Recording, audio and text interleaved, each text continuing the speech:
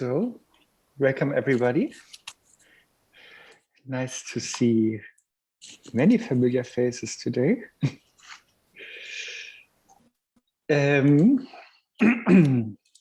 Yeah, welcome everybody. So today we have like a couple of things. First, I thought because it's the 10th parinirvana of Kanto Tsering Shödrin, we will maybe remember her life and do some prayers. And then, of course, we will talk about the Bodhicharyavatar, the 6th chapter. And that both together will last like 90 minutes or something like that. And then there's a small break, and whoever wants to stay, I was asked to give a Lung of Longchen Ningtik Nönjo, and that we will do afterwards. But the main thing is remembering Kanto Tsering Shödrin and the session on patience. Wait, I just have to mute some people here. It's quite. But can you hear me properly? I hear very distorted sound all the time. Okay, now I think it's better. Before we start, also today I heard is also a very important day for Mexico, because on that day I think they gained victory over the French.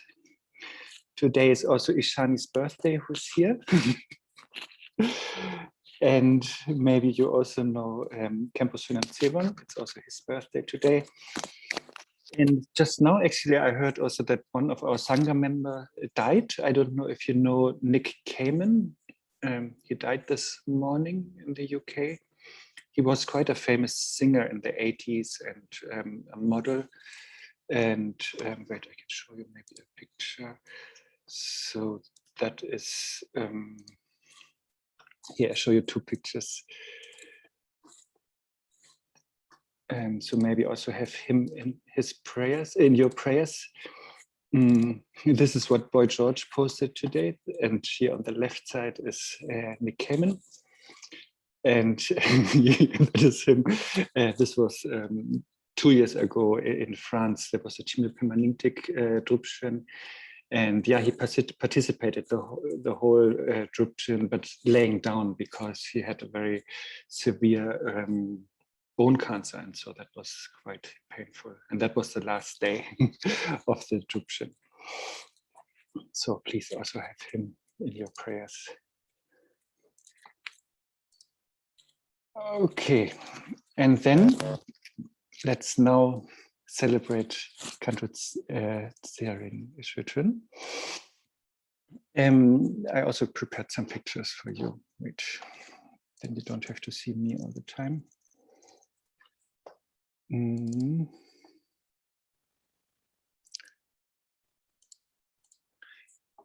So let's hope that this works.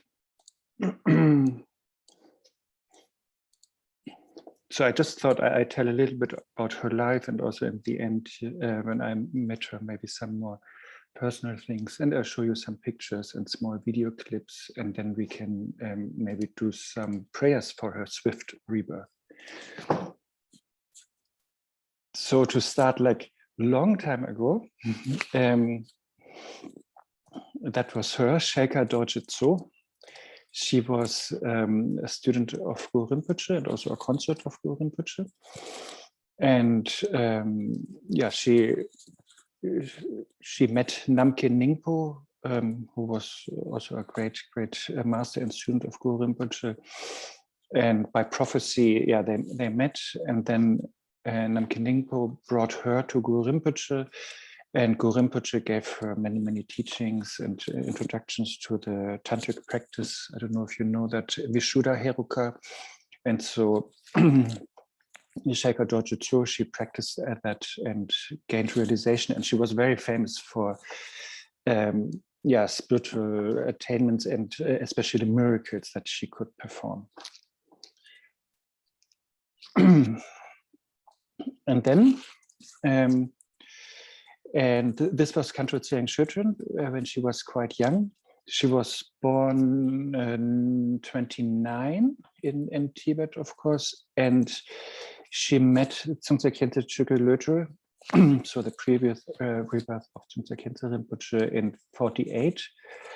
And at that time, Tsongtse Khyentse Chökyi Lödrö was very, very sick, and his health was very poor.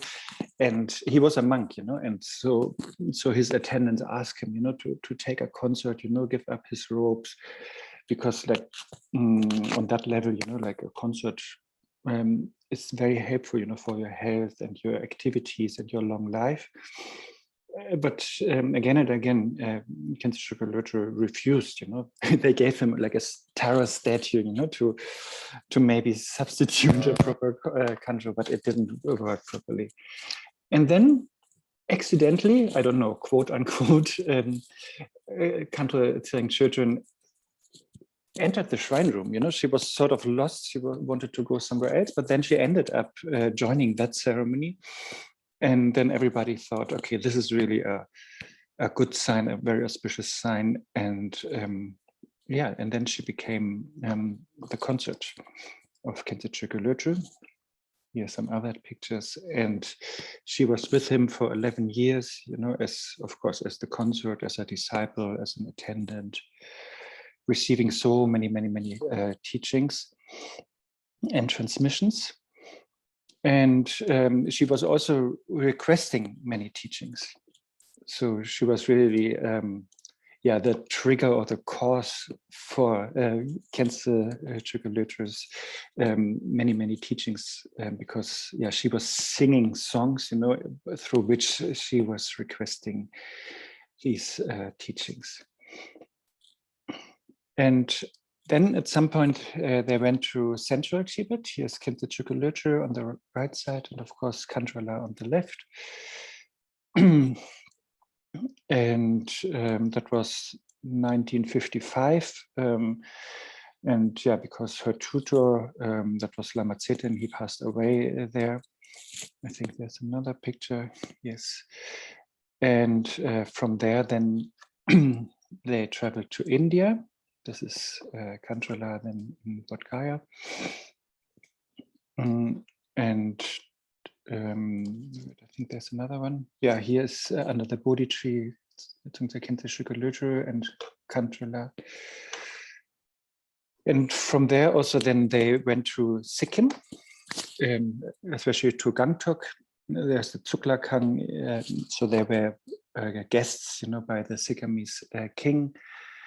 And so they stayed there together until 59, when Tsongtse Khyentse Chökyi Lödrö passed away. Of course, Kandrila continued to stay there for many years. She was living there for many years, very secluded. Here, after the passing away, there's actually they were building the stupa.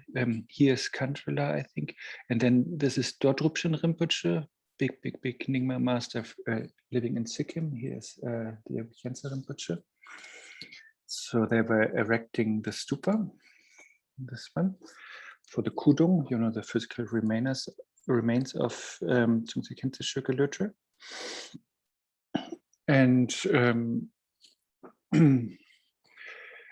then Kandrila was continuing to stay there in Sikkim. That I heard was quite soon after the death of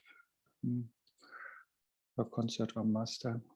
And she continued to stay there. Of course, was traveling also, and she was living really like a hermitage kind of life. He was practicing and not really going out much, not talking much. She was very quiet, and she was reciting the Kanjur and Tenjur. And she was never like the type who taught, but she was just there, and teaching by her being there, by her presence, her compassion, and her humbleness also. This is then also there in Sikkim. So that was this first one I wanted to show you. Sorry, I have so many things open here.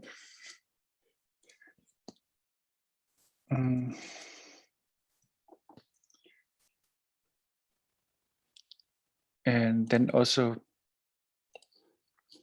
she was also then invited sometimes to travel. So she did that. That, for example, was in Ireland. And then, yeah, finally, then she moved to France. I think that was 2006, where she stayed then in Les Rablings in south of France, you know, the biggest Rigpa center, I think, in the world. And yeah, many great teachers came also there to visit her.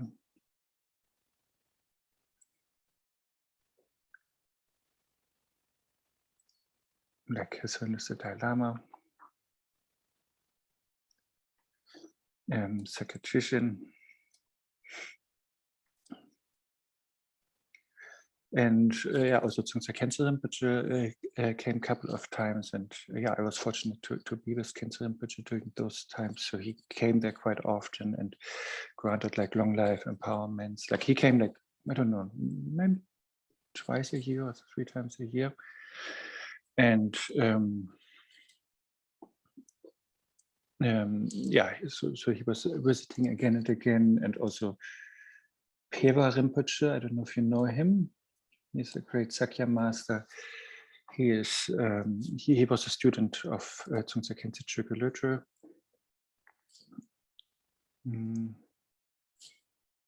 Then Chimichachum Kuchok, also a great Sakya master, sister of Sakya Trishan, who we have seen earlier. Yeah, and also in Sikkim already, Kanjula was painting a lot, and she did that also there in France.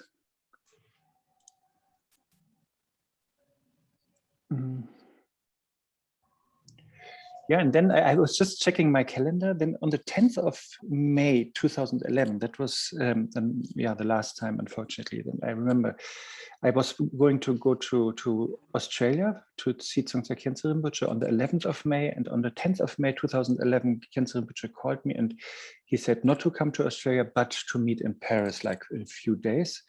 So Rinpoche was, I think, yeah, was in Australia. So the teaching he was giving there was he was shortening. And then he came to Paris, and Ogyen Tokpa Rinpoche came to Paris. And yeah, so I just took out some pictures of that. So they all met in Les Rablings and did like continuous pujas and practices for Kanjula. So that was 10th, yeah, no, that was like 15th, 16th of May.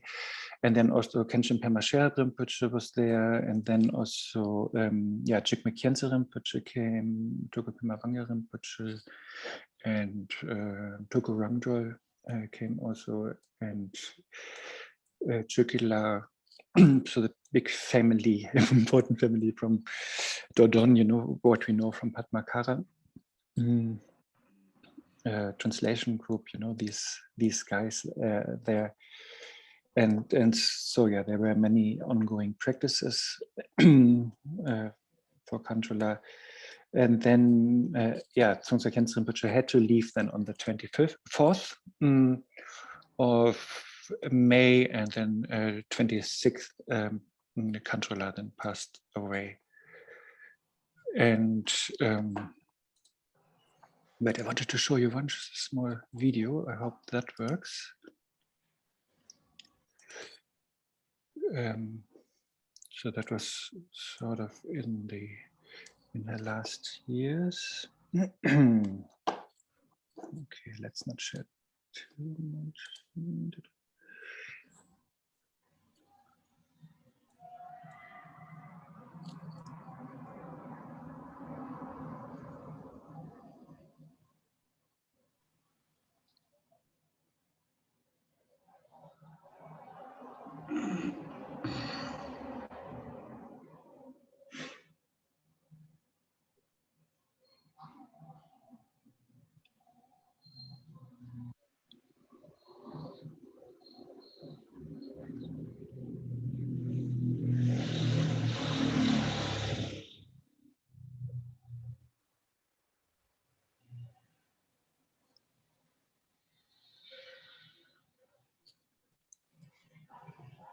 Yeah, and then she passed away.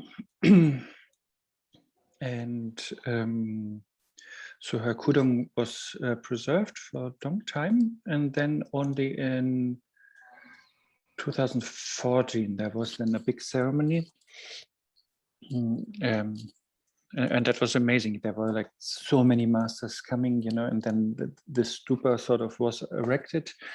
Maybe I just can show you one picture of that stupa for her. I mean, that is of course photographed much later. But you can find on YouTube, you can find the videos of the ceremony.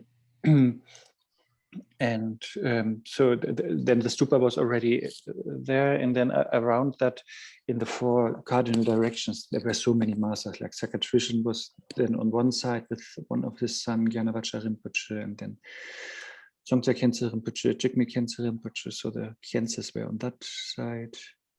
And then on the other side were Alaksenka Rinpoche and Sokya Rinpoche, and then the other one, or maybe then Gyanavacha Rinpoche was on that 4th one. But anyway, there were many great masters around, and then they were conducting that final cremation ceremony. Yeah, and as I said, you know, she was not like a master that was like talking a lot, but it was she was really more like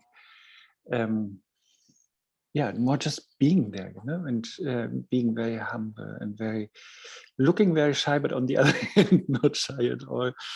And yeah, her love and her heart was really palpable, you know. Oh yeah, here I wanted to share one prayer by Dzongtse Khyentse Shökö Lötö to Kantula. I will just read it. So maybe you have seen that. With the blessing of Dzogchen, wisdom Dakini of great bliss, emanation of the Lady of Shelka, Ayu Dharma Dipam, long life lamp of the Dharma, to you I pray. Grant your blessings so all our wishes in accordance with the Dharma be fulfilled. So that was, of course, many years ago. That is sort of her name in the Sanskrit language. You know, Ayu Dharma Dipam. Ayu is like Amitayus, you know, we have that there, like long life. Dharma is, of course, the Dharma. It is like, so Ayu is long life, is Tsering, you know, and then Dharma is Dharma, which is Chö in Tibetan. And Dipam is like the lamp, so Dren, you know, Chö Dren. So Katu Tsering children, so the lamp of Dharma, a long life. And I thought maybe to conclude this small reminder of Kantula's life, we could, recite together the prayer by Sakatrishan that he composed for her swift rebirth. And this prayer, you know, has like a few stanzas, so it take so long. And so first, Sakatrishan is praying to Guru Rinpoche to invoke his blessing, and then he's supplicating Kandro Tsering Shödran. He's also like, you know, you will see the Tibetan Kandro Tsering Shödran is also then in the prayer included. Then in the next verse, he is praising Kandro Tsering Shödran's qualities. And then in the following verse, he's mentioning basically that it's our lack of merit, you know, that Kandro Tsering Shödran left us, or that we basically don't have the merit anymore to be with her and be in her presence. And then the last verse is, of course, like wishing a swift rebirth, so that she is appearing again in our world to guide us. So if you don't mind, we could recite that together. I will share it on the screen.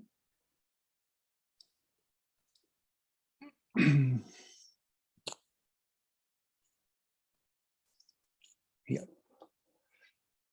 So I already gave you a little bit the outline of the text. So let's just recite it in Tibetan, in English maybe then.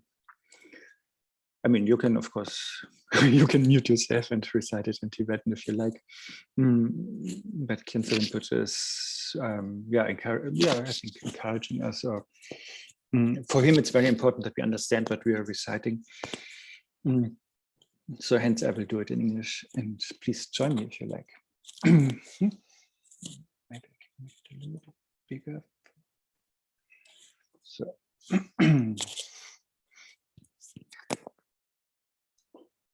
Okay.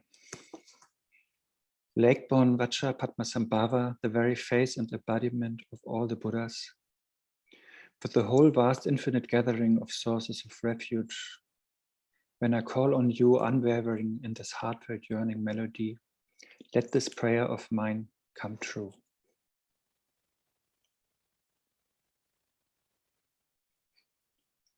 Appearance and emptiness indivisible, you appear in the form of a wisdom Dakini, and have long been inseparable from the Lord of the Mandala. Delighting in the dance of the innate nature, noble lady, lamp of Dharma, to you we pray. As the fresh, brilliant light fusing experience and realization arouse in the profound and vast sky-like expanse of your wisdom mind, you appeared amidst the bright constellations of the Dakinis of the three spheres. As the highest, most exalted of all, to you we pray. Arising from the great elements of virtue and goodness, you appeared like the great disk of the full moon. But now that the light of virtue is obscured by the darkness of the 5 degenerations, suddenly you have set to the west like pure land. How could this be?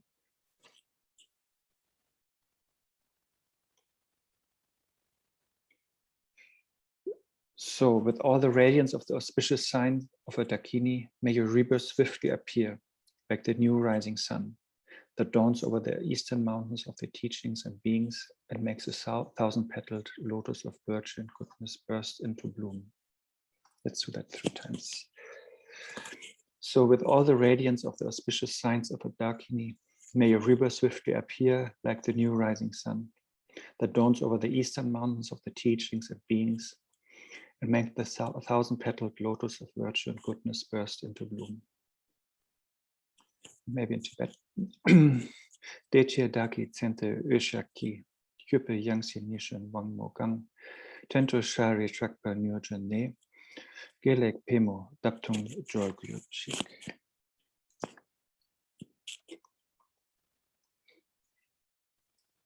So as I said, that was composed by a Sakatrician.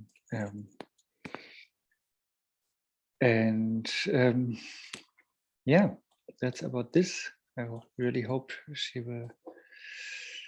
I mean, I'm sure she is somewhere. That would be really nice to meet her again.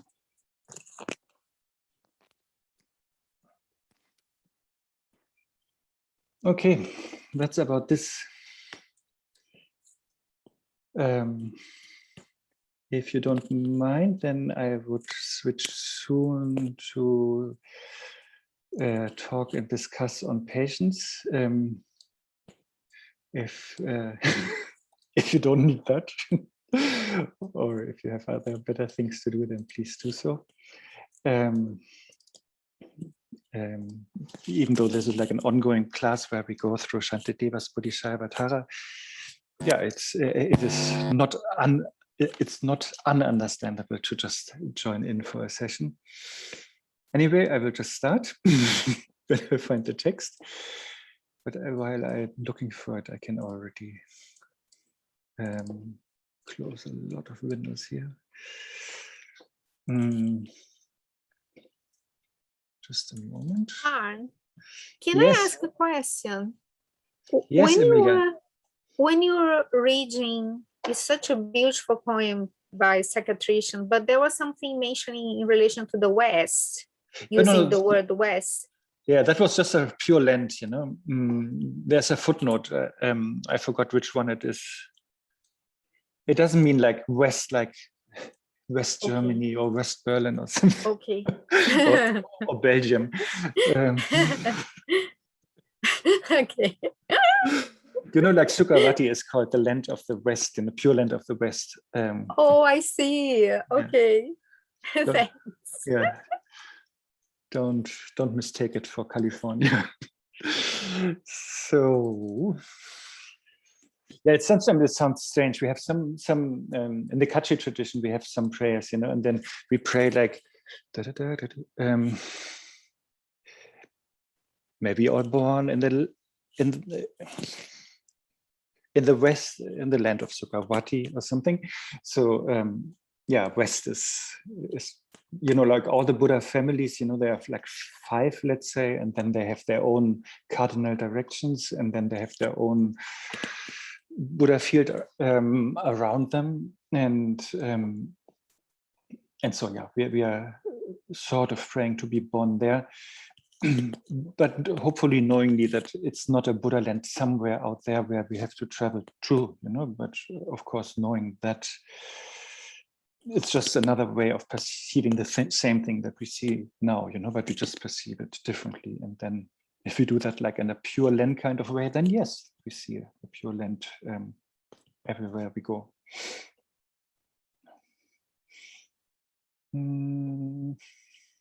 Here, I found the root verse. Finally.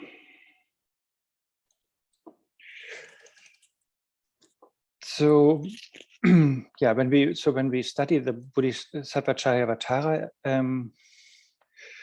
then it's translated as the way of a bodhisattva, but way not necessarily in the sense of a path, but just a style, the way how we do things, like in Berlin, let's say, or the way how bodhisattvas do things on the path, So it can be like style, behavior, conduct. Yeah, style, I think. That is maybe good. And so that is what Shantideva's whole text is about.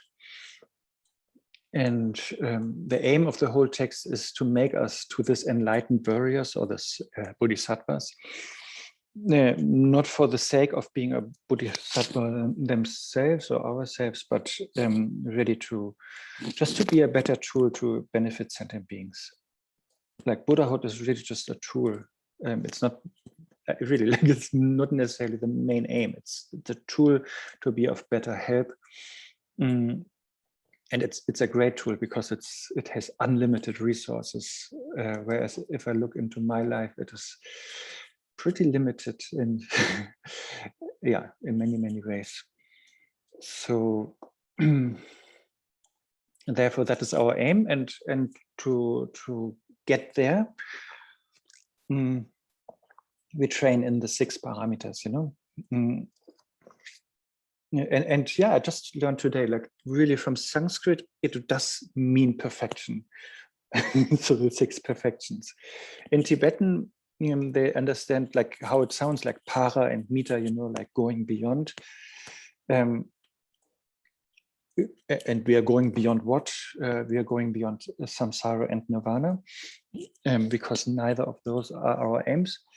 But apparently in Sanskrit, the main meaning is perfection. And so this is practiced when we look at how the bodhisattvas practice, that is their style, how they practice, that is their way. And all of these 6 are basically like an art of letting go, like first we are letting go of stinginess and practicing generosity. And then we are letting go of negative actions and untamed behavior. And therefore we are practicing the perfection or paramita of discipline, ethical behavior, and so on. And then thirdly, we are letting go of anger, hatred, aversion, everything from that club. And instead we are practicing patience. And then, and this is where we are. So that is chapter 6. And then the following chapters are like, the seventh chapter is the perfection of diligence, enthusiasm or joyful effort. And that is letting go of laziness. And laziness we refined, like 3 types. It's not only the couch potato thing, but it's also being busy with unnecessary or negative things, or also it has the connotation of low self-esteem, or lack of self-esteem. So we think, yeah, I cannot make it, it's too big, it's too good, it's too long and too far, this Bodhisattva path. So that is dealt with in the 7th chapter. So that is paramita number 4. And so we're letting go of these 3 types of laziness. And then chapter 8 is meditation, and we are basically letting go of a wandering mind, that is like endlessly, meaninglessly distracted and wandering everywhere. And then chapter 9 is sort of the famous and crucial and most cryptic, I'm quoting Khyentse Rinpoche here, chapter, I mean with the word cryptic, I was quoting, that is the wisdom. So we are basically letting go of everything that is not wisdom, like unawareness, not knowing the truth, like ignorance, dullness, not dullness, not too much, but ignorance and confusion, dodgy views, how Maitreya is putting it, according to Khyentse Rinpoche. So that is what we are letting go on that level. So all the 6 parameters are we can understand as letting go, and then practicing the opposite. And then if we do that sort of properly, and if we practice all of them, then that is really liberating us from both the extremes of samsara and nirvana, and we gain omniscience. Again, only for the sake of other sentient beings. The aim is not that we are then happily in our lockdown in our own room and practicing social distancing from all sentient beings, but it's really about reaching out, going out, renouncing everything that keeps us distant, from others, and being there, being helpful and guiding people, So that is the whole journey, and that is the whole aim. And within that context, we are in chapter 6. And chapter 6, as I said, is patience. And patience, again, doesn't mean like just letting other people use ourselves as a doormat, or taking advantage of ourselves or being passive. But it just means like being undisturbed and being unshakable, and being able to keep a peaceful mind, while being in difficult situations, but of course also in non-difficult situations. So like basically keeping a peaceful, undisturbed mind all the time. That's what patience is. And then once we are able to do that, then we can react properly, and then it might be good to leave the situation. It might be good to keep silent, or it might be good to react and say a nice word to the other person, or maybe it's good to give a scolding. But for that, to know what is the best to do in that situation, we need to be patient. We need to be free of anger. Otherwise, we will have very limited and strange view of the situation, and it will be a mistaken view, and therefore a mistaken conduct and behavior or reaction, and therefore it will be klesha and karma. And as we know from the second noble truth, that is the cause of suffering. Since this is what we want to avoid, patience is crucial. Okay, that was like a, too long introduction to where we are. We are in verse 59 in the 6th chapter, and there it is still about being patient, not getting angry. And here it's the context that we think that our ego thinks it is justified to be angry with others because they might block our they might block us gaining some possessions or having some wealth, you know. So if you know a little bit about Shantideva, there's always like, he's always showing what kind of justifications we might come up with, why anger is justified. And so here there are some justifications that are coming up, you know, why we think, yeah, it's okay to be angry because the other people, they destroy my reputation, or they destroy my wealth, or they destroy the opportunity for me to gain wealth, and therefore it is okay to be angry. Please have that in your mind. And with that, we could start. But if you have anything to be discussed first, please do so, whatever it is.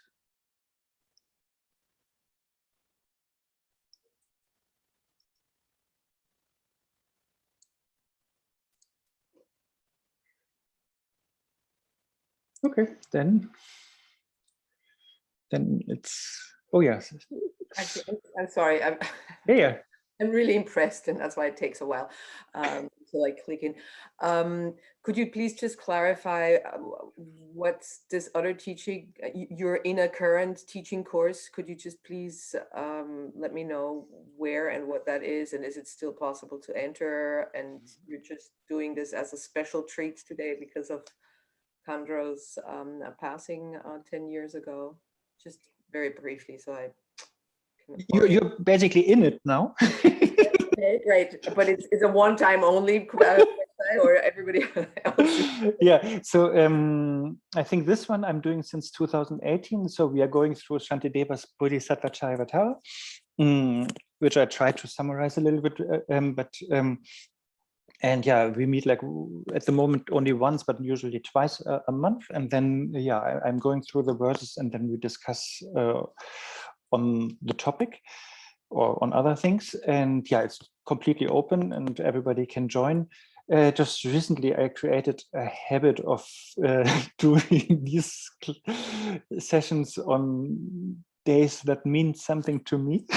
Like today, Kanto children's Parinirvana, and last time it was basically a celebration for Mandarava, because it was a Guru Rinpoche day, which was only special. I mean, of course, Guru Rinpoche is always special, but Mandarava was playing a crucial importance there. So sometimes, like I put these two things together, and then I say some few things about this special day of that day, and then I go into the Shantideva's text, and yeah. But as I said, everybody is welcome, and recordings are also available, you know, if you have missed one class. And yes, I think 2018, 18, 19, 20, so we are in the 4th year. Yeah, I'm always also miscalculating those things. Before that, I also completed one circle already. 2014, that lasted also like 5 or 6 years. And this one started actually with a Russian translation. But then it turned out that people didn't need the Russian translation, and it's a little bit, it's super slow anyway. I'm sorry for that, but it is because we always have nice discussions. But it was even slower, of course, if everything was translated into Russian at the same time, even though the translator was pretty fast.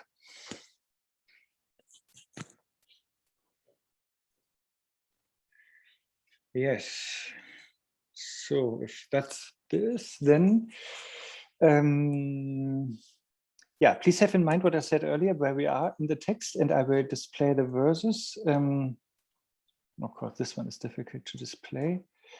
And I'm using Stephen Batchelor's translation, and not because I'm a big fan of his view, because Khyentse Rinpoche is sometimes pointing out some cherry picking in his view of yeah, being a little bit too much on the ultimate level, and disregarding relative things or topics like karma or rebirth.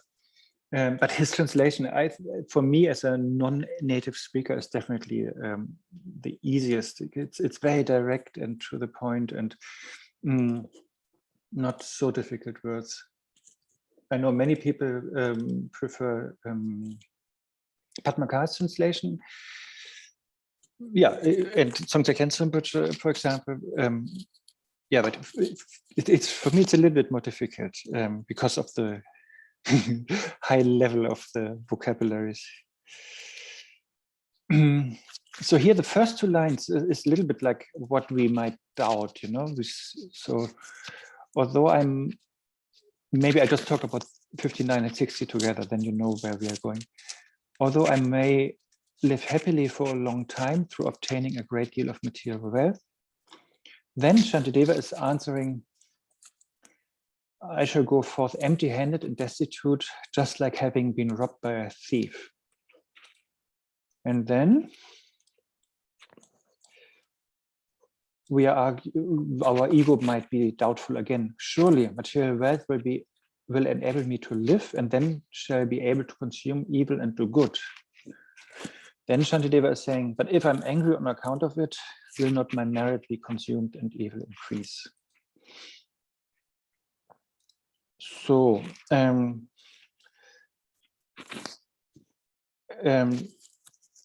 so our ego might think, yes, but it's good to be wealthy, you know, and because especially in a more poor situation, you know, then wealth can really help you, you know, to get the medicine you need or vaccination you need, you know, but also to get some luxury stuff. So we might say, yes, it's necessary to be wealthy because, yeah, we might live happily, healthily, and long because we are healthy. And then Shantideva is saying, yes, that could be the case, you know. But if we just accumulate wealth for the sake of accumulating it, you know, that doesn't make really sense, because when we die, you know, we have to leave everything behind. We have to go like nakedly.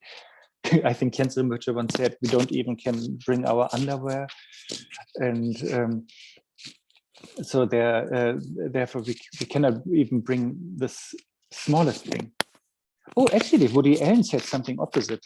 I think Woody Allen said, in case there is rebirth, I better pack a second underwear or something like that. But anyway, that is not directly what Shantideva said here. So he was more on the point that we have to leave everything behind. It is like being robbed, you know. Yeah, by a thief, you know, and so we have to go nakedly. Even it doesn't matter, you know, how rich we are or how many friends we have, you know, like everything will be, we have to leave behind, you know. Again, another practice of letting go. Really, I honestly think we can translate every Buddhist practice as letting go. But I'm happy to debate on that. Oh yeah, Nadia, thank you. That is definitely the prayer that some people ask for. Oh yeah. And the next life we will come again nakedly, empty-handed, and the only thing that is sort of our baggage is our karma or merit, you know. So that is what we will take with us, and that is also determining sort of where we are going, you know, like when, where, which location, who are the parents, you know, that kind of thing. Everything is determined by that. And therefore that is Shantideva saying that is what we should focus on, you know, not so much on possessions, fame, position, but we should focus on yeah, accumulating merit and wisdom, basically, because that is what we will carry with us, and that is what only makes sense. Then in verse 60, there was in the beginning again the argument, you know, of the doubts we might have, where it says, yeah, but if I'm rich, you know, I can have a long life and I can have a healthy life, and then I can even use my richness in an altruistic way, you know, so I can accumulate marriage, and therefore, so that is the point, you know, and that doesn't sound so bad. but then the ego is saying, and therefore, so therefore, being a little bit rich, or being rich and wealthy, and having a good position is important because I can use it to benefit others, and therefore it is reasonable to be angry with those who hinder my accumulation of wealth. So that last part, of course, that that conclusion was totally off, totally wrong. You know, the first part was okayish, and yeah, Shantideva is therefore answering to the second.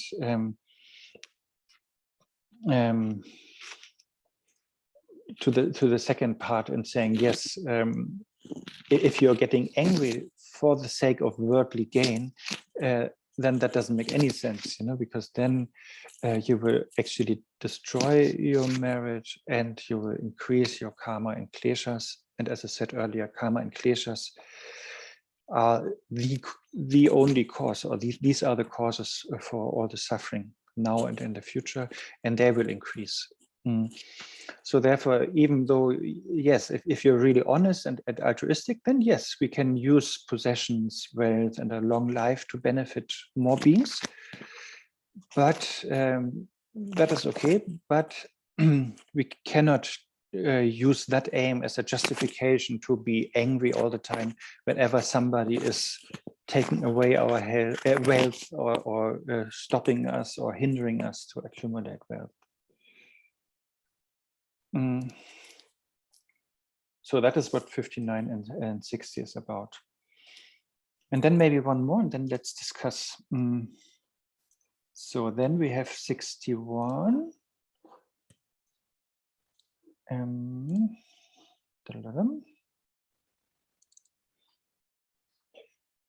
what use will be this life of one who only commits evil if for the sake of material gain he causes the merits needed for life to degenerate. So this is completely Shantideva speaking. I mean, he's always speaking, but sometimes he is giving playing the role of a opponent.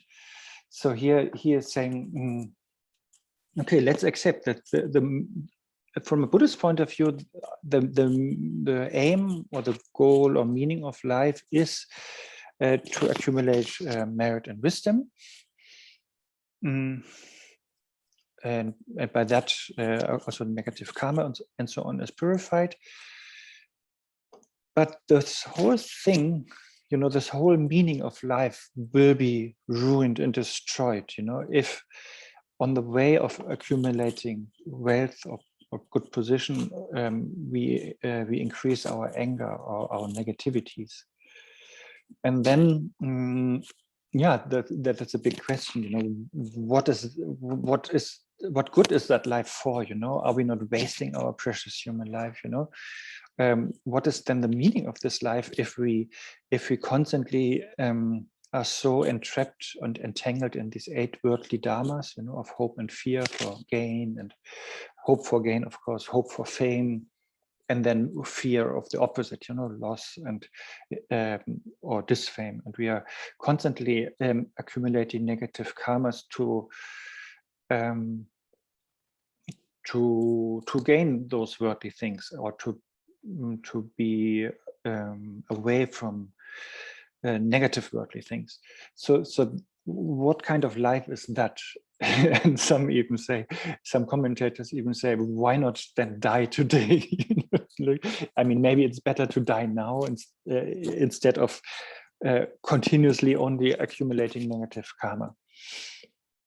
Yeah, I'm sure, I think we discussed also last time, and on that, of course, the good thing is everything is changeable. So therefore, somebody who is doing all the negative things at the moment can change. So therefore, yes, please stay alive, but also change. You know, don't continue to harm others. You know, don't continue to harm yourself, but do something that is beneficial for yourself and others, and that is then the Bodhisattva's way of life here. Yeah. Okay, guys, now you please say something. Is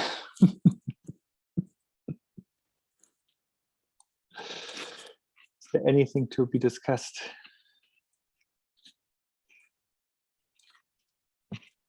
I have. It's all about being obsessed and attached to having material gains. But when balancing these with generosity, and if you are in a situation where you are being asked, let's say by the same person or group, on and on and on, you have given a donation, like to help with animals, and then a month later, and the person comes and asks for help again and again and again, because they know that you are going to help. And it's not that you want to accumulate wealth, but at the same time, it doesn't mean being attached to not get disposing of some money you may have. But at the same time, what am I trying to say here? Yes, if one, when eventually says no to an asking of giving a donation, like, as I said, to help with animals or whatever, would that mean attachment to just keeping the money in the bank account? Where is would that be a reflection of some level of stinginess, some level of attachment to the material thing that one has? You know what, when I first came to Buddhism, I noticed when I asked teachers things, the favorite answer was always, it depends. This was so good. And I think that it totally makes sense here. And and if we elaborate, it depends on your motivation, I guess, like, for example, if you feel that this person who's asking you for money is like trying to take advantage of you, or knowing that you are you can't say no or something, and they only are friendly or whatever, to manipulate you to give more money, then maybe it's good to say no, and that is also the case, especially if you're not so good in saying no. So that is then also a good training. So with that motivation, these two situations, for example, it's maybe good to say no.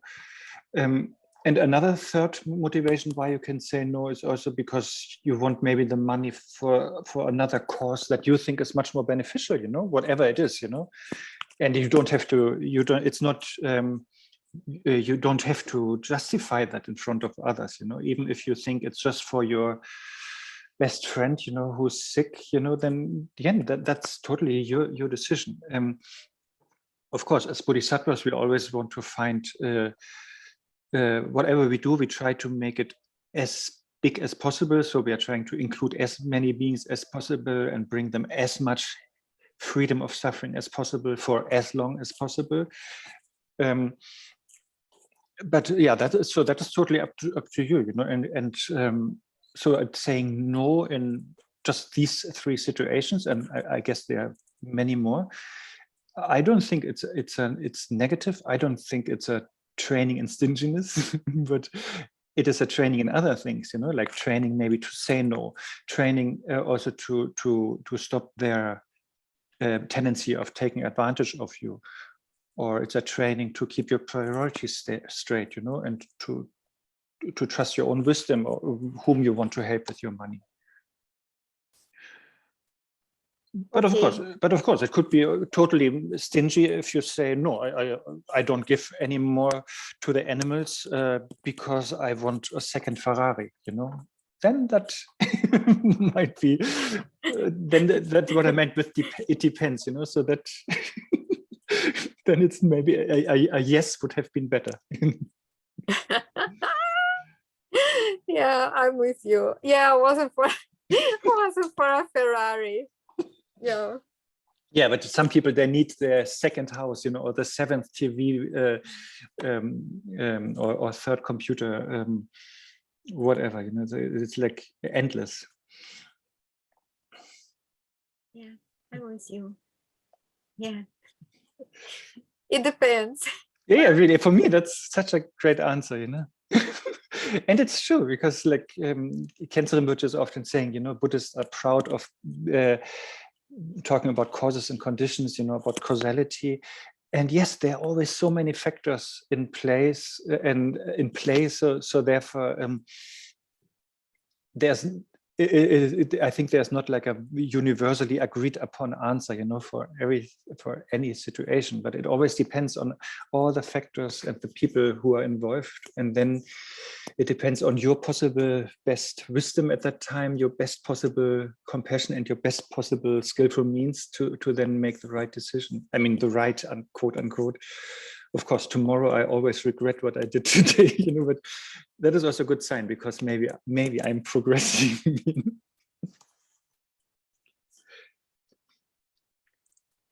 So that was my convoluted answer to the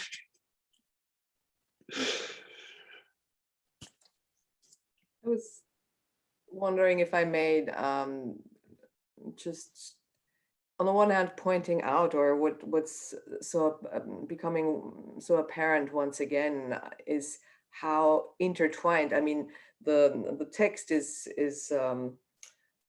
you know, set up in these 10 chapters, and seemingly it's such a linear thing, and yet actually it's so completely intertwined. And we're talking about patience, but the 3 verses we just looked at, it's actually so much about the perfection of giving, if anything. Yeah.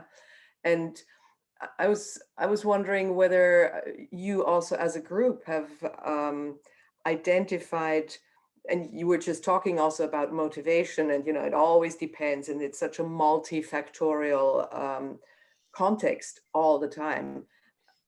Have you been able to identify as a group what actually helps us with developing this clarity, or this patience, in order to realize the perfection of giving, which is kind of what is referred to in these in my opinion, or in my first impression when I'm looking at these 3 verses. Just a remark before maybe somebody's answering, but yeah, it really sounds like giving here, but the main logic is still patience, in the sense that if somebody is then stealing away my wealth or is stopping me to have it, then my default reflex is being angry. But Shantideva is saying, okay, that is not justified. Even if you do something good with your money, anger is still not the answer. But as we know from many songs, love is the answer. The one and only one. And of course, in Buddhist context, wisdom also. But also I want to say, you know, you're referring to the group. Of course, I see some of the usual suspects here, but there's still, it's always very fluctuating who is here. But maybe our birthday girl wants to say something. That would be nice. Ishani. Wait, Thanks, Arne, for not putting me at all on the spot. Thank I you. just spotlighted you. You're welcome. Yeah, well, I didn't have anything to add, really. Okay. Yeah, but if there's something, I'll definitely speak up. Thank you, and sorry for that. See, you get happy birthday wishes. Thank you, everyone. Thank you for gathering wishes for me, Arne. Thank you. But actually, an answer by Shantideva is, I think, in the previous verses of the 6th chapter, he is really emphasizing that it's so important to be mindful, aware, vigilant, you know, whatever you like, you know, 4th and 5th chapter. So that is super important, you know, to always check our mind, to be really clear what is going on with my body, speech, and mind. Not only the mind, of course, but yes, the mind is the queen or king or whatever gender, I don't know. And then the body and speech is following. so Shantideva is inviting us to always check our mind, be super honest, and see our strange motivations or hidden agendas. And then especially in the context of patients, trying to detect our small frustrations or irritations, you know, or teeny tiny bitternesses as soon as possible, you know, before they grow and become like a full-grown anger, hatred, and so on. So it's like a preventive medical approach, you know, like, you know, it's not a therapeutical approach, you know, that once you have a big anger, then you give the therapy, but the idea is to be preventive, you know, to notice it, you know, notice a tender sprout coming out, and then you deal with it, because that's strong we are, you know. But once it's a tree, then we need help, you know. Or then it's a little bit not too late, but it's late. So that is Shantideva's thing, you know. In some of the verses, he's talking about the fuel of anger, and so these things like slight frustration, irritation, small unhappinesses, dissatisfaction. That is the beginning, and then watch out for that. Notice that. Don't give it more fuel, and yeah, let it go again. Or depends on what jhana you are on, you know. You can just also apply an antidote, you know, like immediately, whatever is your antidote. You can have love and compassion in general, or you can try also to understand what is taught in the 6th chapter. Sorry, like Shantideva in this class is always my reference point.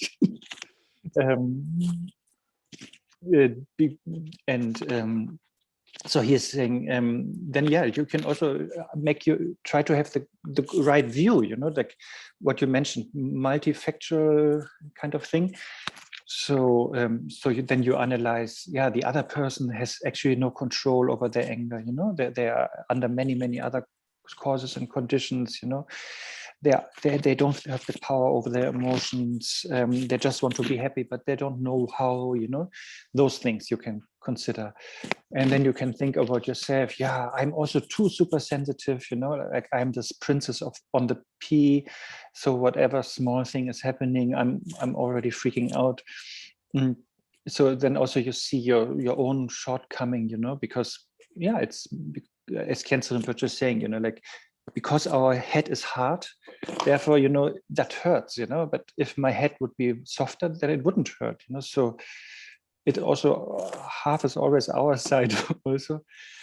And then you can also remember karma, you know, that everything happens, yeah, like your karma is basically the master mind behind whatever you are experiencing and how you are experiencing it. So there are so many tools that Shantideva is offering us in the beginning of the 6th chapter to then deal with this baby kind of state of anger, you know, that is not really anger yet, but that is ready to go through puberty and then be, what is it called? Unbearable.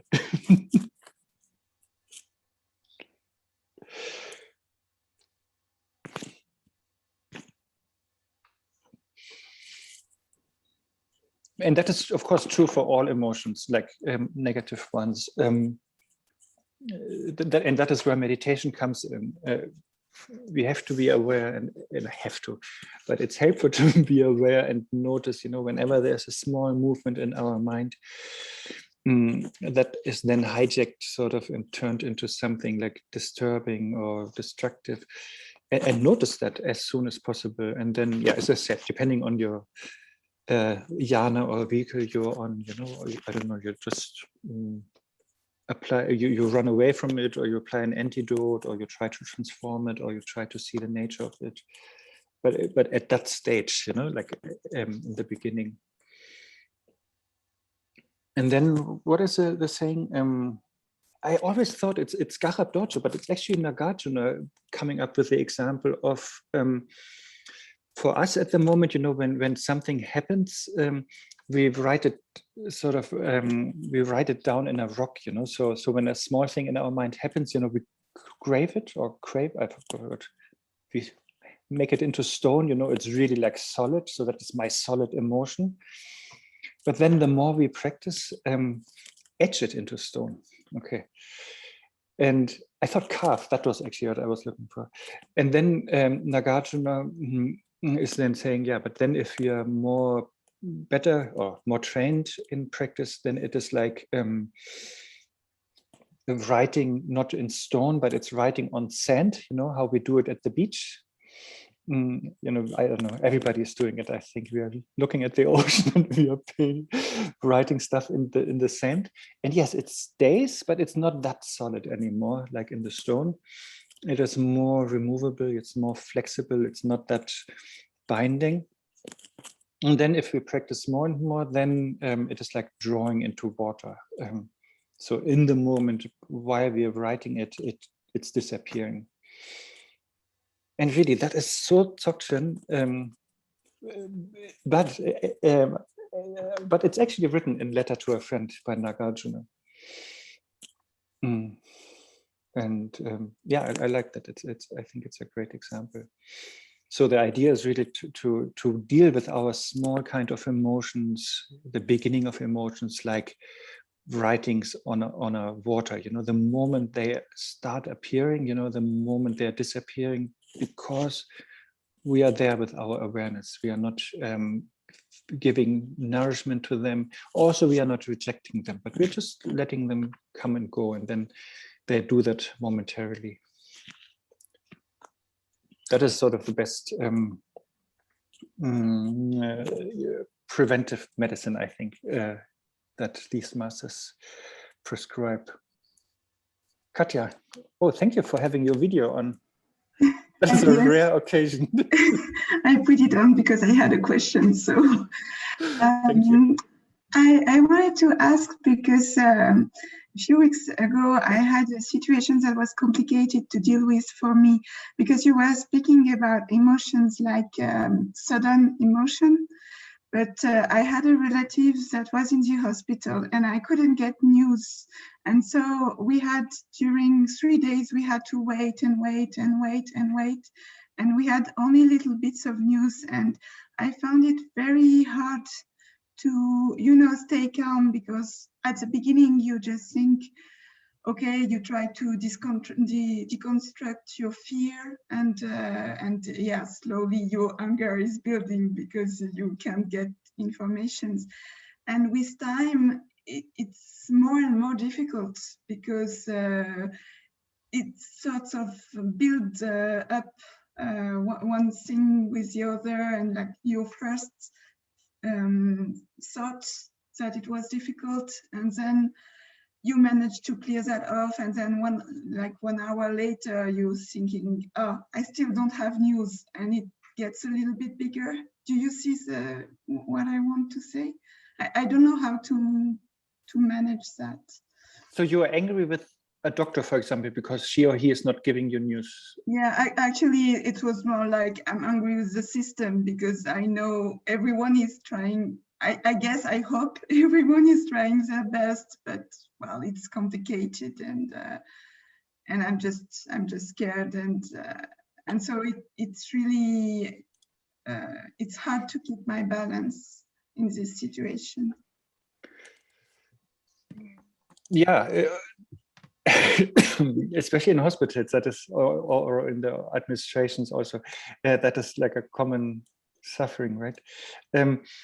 But I don't know, to me only there's mainly this verse, I think it was verse 10 of the 6th chapter, comes to my mind, of Shantideva, you know, where he says, this famous one, you know, if you cannot change it, you know, then there is no need to worry or to be angry, you know, and if you can change a situation, then there's also no need or to worry, you know, because you just do it. So I don't know, I can't think of some better answer there at the moment, but it's some things we just can't change, you know, that's it. That it's like, I mean, there are so many things, but of course it's nice, it's good to try to impeach a strange president, you know, like, but if that is not possible, then yeah, one has to accept it. I don't know. This is, it's just sometimes the way it is, you know. And of course, you can also then, what helps me is just focus on something else, you know. I don't know, my favorite mantra, you know, I mean, really mantra, you know, like, or Tonglen you can do, you know, that maybe you breathe in all this irritation and frustration and impatience of everybody who is in the same situation, you know, in the world, you know, waiting for, I don't know, you know, if you just propose to a woman and she's not answering, like, and you're waiting there. Or yeah, in a German office, or in every hospital, you know, and we are waiting for, yeah, again, a strange president to have done his 4 years. You know, like, sometimes we have to wait and go through it. And then, yeah, as Shantideva said, it really doesn't help at all, you know, to then be, I know intellectually it's easy to know that, you know, but then, yeah, try to not only know it intellectually, but really learn to live it. And then it's, yeah, it's more relaxing.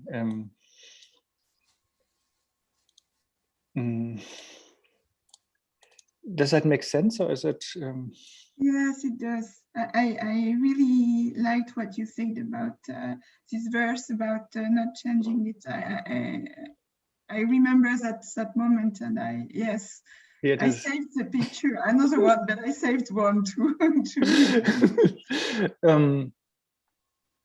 Yeah, and it's so often like that. I mean, like for me, I don't want to sleep, you know, I don't want to eat, you know, it takes so much time and so much effort, you know, but I have to accept it. So, you know, so therefore it doesn't really help if I'm angry that I'm so dependent on sleep and food.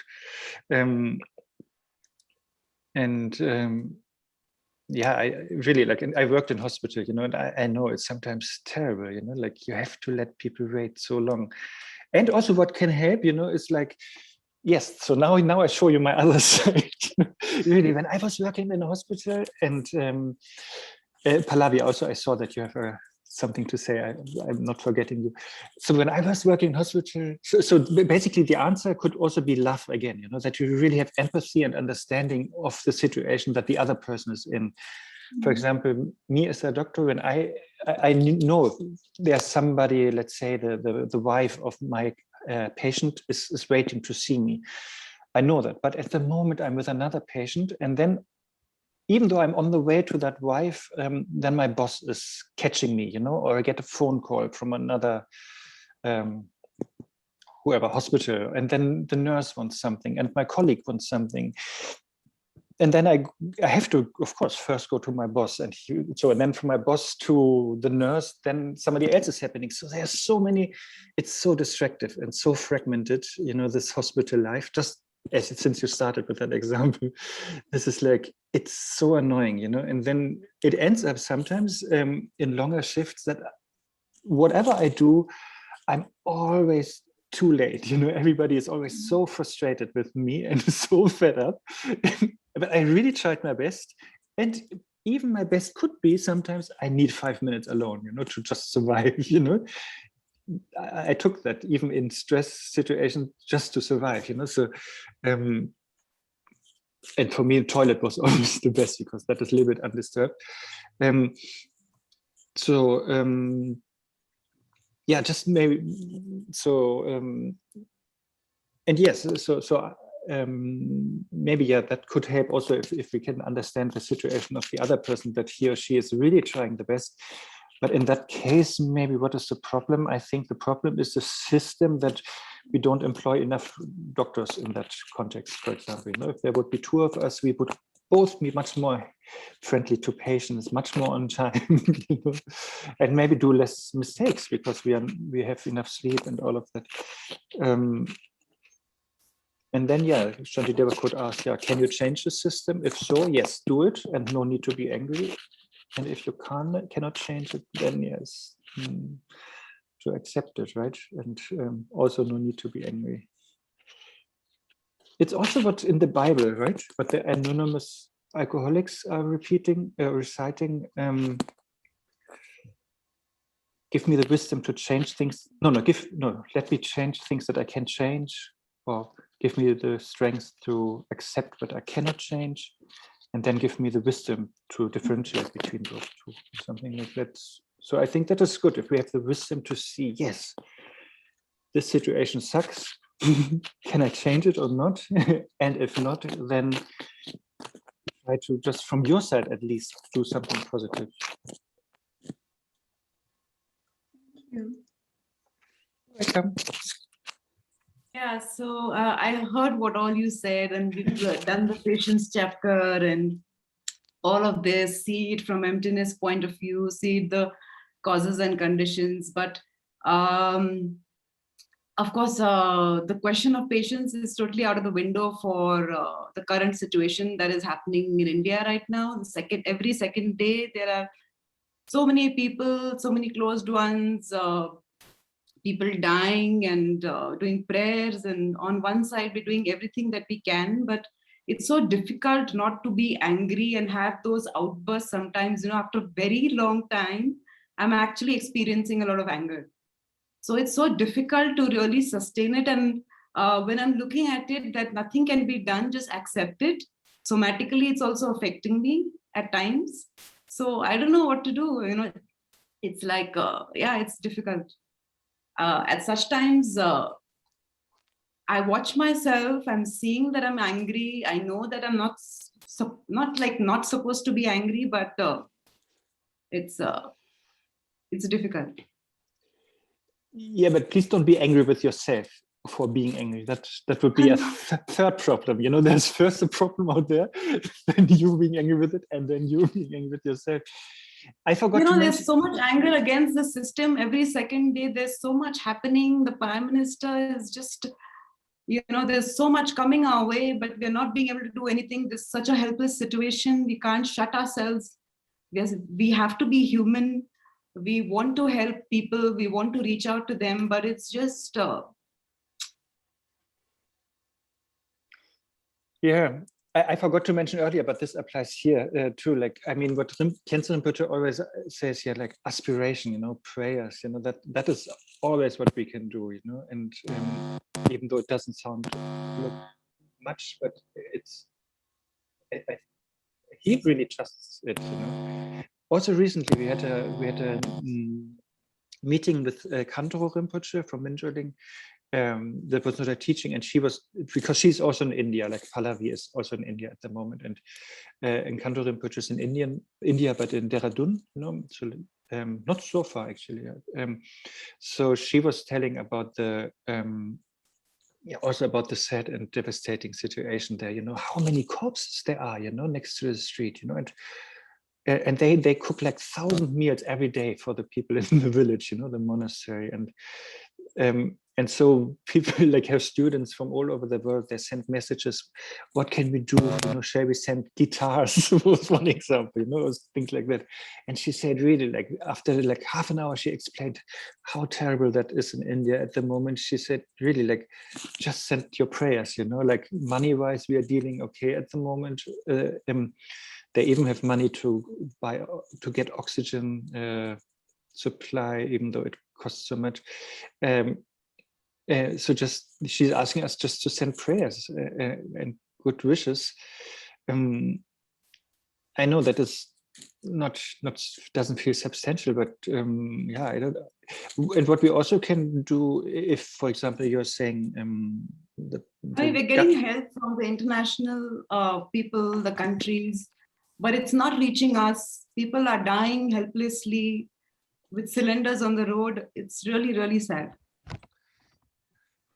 And sorry, I didn't want to make this about India. No, it's good. But that somatically, after a very long time, it's really affecting me, and I'm seeing that when I'm trying to do and just be okay with it, the anger is coming in, and the context is basically how to really be wise in managing the balance between doing what you can, but not being angry, but being at the same time, all these emotions coming your way, Yeah. I'm sorry, I really thank you so much, Pallavi, for sharing this. I'm assuming many of you, have been to India before. I only went to India for pilgrimages, and it's so dear to my heart. And, it's so devastating, and especially also, in my opinion, what mainstream media is kind of doing with it. So thank you also, Arne, for just reminding that, yes, prayer, and as bizarre a word it is in English, but this rejoicing is so integral. But really, thank you for voicing this, yeah, and for just really sharing it. And I think this is already such an integral and powerful thing to do. So really, thank you. And yeah, because, it's really difficult, and I think it's okay or healthy to just have some anger or outburst. Sometimes I just like a couple of hours back, I just had a very intense anger outburst about this system, like something just happened. So I think sometimes it's just okay to, I don't know, what do you say, Arne, to that? No, just one other thing, but that is not like a acute solution. But generally, Rinpoche also likes us always to create awareness about a specific situation. If people like are meat eaters, or let's spread the awareness, that animals are sentient beings, that they are suffering, or let's spread the awareness that 84,000, the project exists, so he doesn't ask for money, but just, that more and more people know, so that if you can plant that doubt, about the misdoing of government, in other people, in a good way, and like truthful, then that is also great. But I heard like many teachers in those situations, yes, sending love, or prayers. It doesn't matter if it's with words or not, but just sending good energy. And well, actually, I mean, totally agree about the prayers bit. It helped a lot to really maintain some kind of sanity. Yeah, that one part of it really kind of, maybe that's one thing that I can keep going, because I can possibly manage to. But yeah. But of course, for you, maybe more of it. But you have of course two jobs, like because you're in India and you want to help there, but also at the same time, it's also important that you help, that you work on your own sanity. I mean, that is super important, that just for your own sake, that anger is destroying you. You can read the first parts of chapter 6. There's so many side effects of anger listed. I think they make sense, and that it really destroys your mental peace and your happiness. So, and that you for yourself, even if it's like sounds non-Buddhist, because you please think of yourself only, but you're not doing that anyway. So, but yeah, make sure that you also practice whatever meditation you do without focusing on the problem, but just to let go, to be more peaceful, more calm, more loving, more happy. Yeah, so one good thing was it that there was a time where I completely avoided news for a very long time, to protect myself. But then I was like, how will I, kind of experience the full range of emotions if I don't open up to the world, to see how much it can to an extent. Then I later thought that, okay, now is the time. I can't really shut myself down. So I have to face this. So it's good in one way that I'm really experiencing all this. Now I can come back and really do these practices and see, because there was a time where I didn't really experience some kind of emotions in all these things. So it's given me that kind of food for thought also. So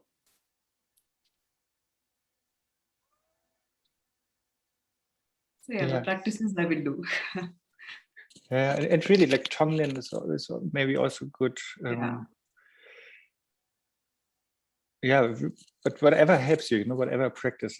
I mean, and at the end of the day, it's like I was always telling my patients, do sports, doesn't matter what you do, just do something, move a little bit, So therefore here also just whatever all the Buddhist practices are always aimed at the same thing, benefiting others and also benefiting yourself. So if you sometimes maybe it's good not to then listen to too many news and focus on that.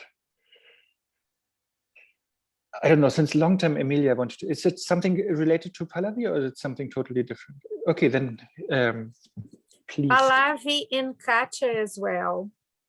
Sorry? To Katya as well, from what she was sharing with us, the anxiety with not having meals from the hospital and so on and so forth. And I think we can somehow be, in a way, intellectual. I think a bit intellectual about it when we thinking about the teachings, but also there is one thing that can be helpful, but also kind of trying to, in the middle of everything that is happening, and of course we don't want that to happen, and this is why we are suffering. And in relation to all that's happening in India, I was born in Brazil. I see the shape of the situation there. My family is there, and it's really difficult. But in the middle of the whole shebang, to bring some awareness that we have a choice, even as difficult as it is. And well, just to share this, in a couple of years back, in 2018, I went to Brazil, and my mom, she was going to the hospital to have a pacemaker. They don't even call this an operation, okay? She entered on Thursday, and less than a week later, she passed away. It was just one complication after another. And of course you were there, and it's very heavy because you are seeing things that you don't want to see. And it's eventually is a kind of having to accept that this is all on cause and conditions. It's outside one's control. You know, we can't control. And I think this applies to you, Pallavi and Katya. And when I was back there, I was just seeing how the cause and conditions, how things were. And of course I cried, and it was the whole stuff. But eventually there was some acceptance. But one point, I asked help from Tara. And as much as, you know, it's like, well, when you ask for help from deities, you are actually as if everything is inside, is part of you. But I didn't see that way. I was actually really reaching out to Tara outside of me. And it was just amazing. It was just an experience. It's fantastic. And, but accepting, you know, because that's it. We can't control. It's like one day you are alive, the following day, you are out. You can be really healthy. And I think we all know about people really healthy, and then the following day they die. So this is what this thing is about, you know. And we can say it's really unfair, but then is samsara fair? I don't think it's fair at all. We just need to look to the side, and it's just suffering all over the place. You know, people paying for the lack of bad judgment from others, but then is there really a victim? You know what I mean? I mean, it's trying to keep sanity in the middle of these absolutely insane, sometimes seems like, wow, this is hell. But again, to see that it depends on one's mind, and trying to accept as much as possible. So what you were saying, and Katya, you know, emotional stuff, the losing, the attachment. We don't want to see. We want everyone to be okay. We want our loved ones to stay. Thank you. Sorry, I just talk a lot, but It's okay. you know, it's very difficult. It's really tricky when you're in the middle of it. Yeah, sure. Since time is over, maybe Pallava, you want to say last things, or okay? I'm good. Thank you. Thank you, Amelia. Yeah, thank you all of you. I thought I put here some prayers of Bodhichitta, which are quite good for medical kind of problems. So maybe this we can recite as the dedication, if you don't mind. I'm sorry for those who who eagerly wanted to go through many verses today. Maybe it's actually a better idea to do different sessions, like some sessions just for special events and Q&A. Maybe it's more fun, and then another session for more going through the text. Okay, I just share these few prayers here. They're just few stanzas from the Bodhicharyavatar. May every being ailing with disease be freed at once from every malady. May every sickness that afflicts the living be wholly and forever absent from the world. May every being ailing with disease be freed at once from every malady.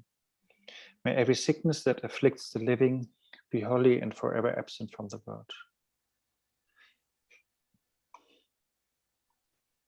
May all medicines be effective and the repeating of mantras successful. May darkinis, cannibals, and the like be endowed with compassionate minds. May all medicines be effective and the repeating of mantras successful. May darkinis, cannibals, and the like be endowed with compassionate minds. May beings never suffer anguish. Let them not be sick nor evilly behave. May they have no fear nor suffer insights. Always may their minds be free from sorrow. May beings never suffer anguish. Let them not be sick nor evilly behave. May they have no fear nor suffer insights. Always may their minds be free from sorrow. For all those ailing in the world, until their every sickness has been healed, may I myself become for them the doctor, nurse, the medicine itself. For all those ailing in the world, until their every sickness has been healed, may I myself become for them the doctor, nurse, the medicine itself.